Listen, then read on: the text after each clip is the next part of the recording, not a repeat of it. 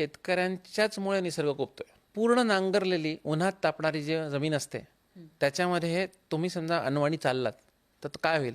म्हणजे around temperature 44 degrees मराठवाड्यात येतं.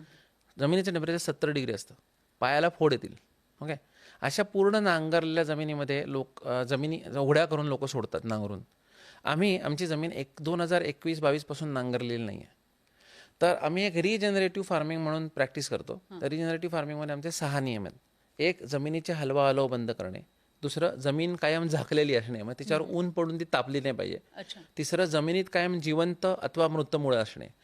म्हणजे काय, हुमणी अळी म्हणून एका अळीचा त्रास लोक म्हणतात, हुमणी अळी आहे म्हणून मेटारायझियम सोडा, हे सोडा. आमच्याकडे हुमणी अळी अर्ध्या फुटावर सापडते, पण आमचं पीक खात नाही. कारण या हुमणी अळीचं नैसर्गिक खाद्य आहे सडलेली मुळं. आणि ती तुम्ही सोडत नाहीत. शेतकरी म्हणतो माझ्याकडे दात कोरायला काडी नाहीये, एवढं स्वच्छ आम्ही शेत ठेवलंय. आमचं म्हणणं असं, त्याच्याचमुळे हुमणी तुझं पीक खातीये, कारण तिचं जे अन्न आहे ते तू काढून घेऊन जाळतोयस. तर आम्ही तिथे मागच्या पिकाचे अवशेष सोडतो, तणाचे अवशेष सोडतो, आणि त्यामुळे तिथे हुमणी अळी तिला खायला कायम असतं. हे तिसरं झालं. चौथं, जैवविविधता. आता जैवविविधता नुसती पिकामध्ये नाही तर पक्ष्या प्राण्यांमध्ये पण वाढते. आता तुम्हाला सांगितलं मी 24 पिकं एका वेळेला घेतो. 24 भाज्या अर्ध्या एकरात, 1 एकरात जिथे पण लावतो 24 भाज्या लावतो, आणि 6-6 भाज्या एका बेडवर लावतो. तर हे लक्षात घ्या, तुम्ही समजा थाळी रेस्टॉरंटमध्ये गेलात आणि एक मोठीशी गुजराती किंवा मारवाडी थाळी अशी मस्त वाढली आहे. आता त्यामध्ये 4 भाज्या आहेत, कढी आहे, आमटी आहे, खूप काय काय प्रकार आहेत. आता तुम्हाला ती थाळी वसूल करायची. मग तुम्ही अनलिमिटेड थाळी 400 रुपयाला खाताय, तुम्हाला वसूल करायचे. तर तुम्ही ती थाळी अख्खीच्या अख्खी 6 वेळा खाल का? नाही खाऊ शकत, राईट.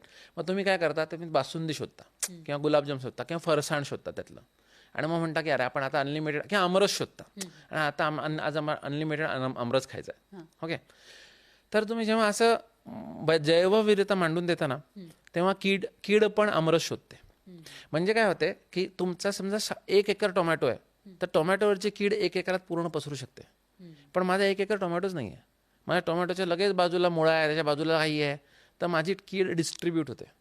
त्याच्यात पण कीड त्या पिकावर सगळ्यात जास्त जाते, ते त्यांना आवडतंय. तर माझ्याकडे एक हादगा आहे जो हायली न्यूट्रिशियस, हाय प्रोटीन आहे, सगळा मावा तिकडे जाणार आहे. त्याच्यामध्ये चवळी आहे, उरलेला मावा त्याच्यावर जाणार आहे. त्यानंतर लक्षात आलं तर माझी कीड होते डिस्ट्रीब्यूट, त्यामुळे माझं पीक खराब होत नाही. ओके, हे त्या प्रिन्सिपल्स आहे.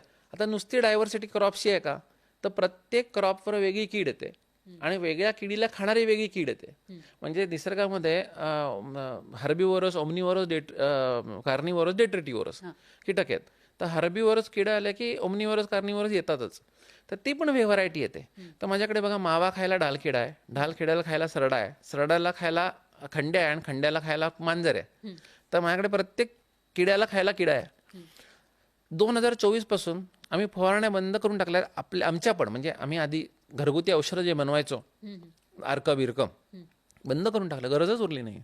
भेंडीवर कीडच येत नाही, आणि येतात तर आमच्याकडे असंख्य पक्षी येतात, त्यांना बसायला हातग्याची झाडं आहेत, थांबे आहेत, ते येऊन सगळ्या अळ्या टिपून निघून जातात.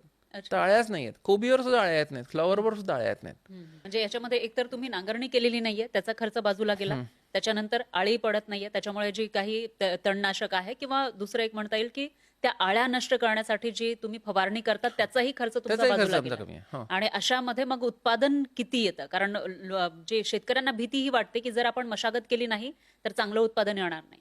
ओके, आता एक सोपं सांगतो.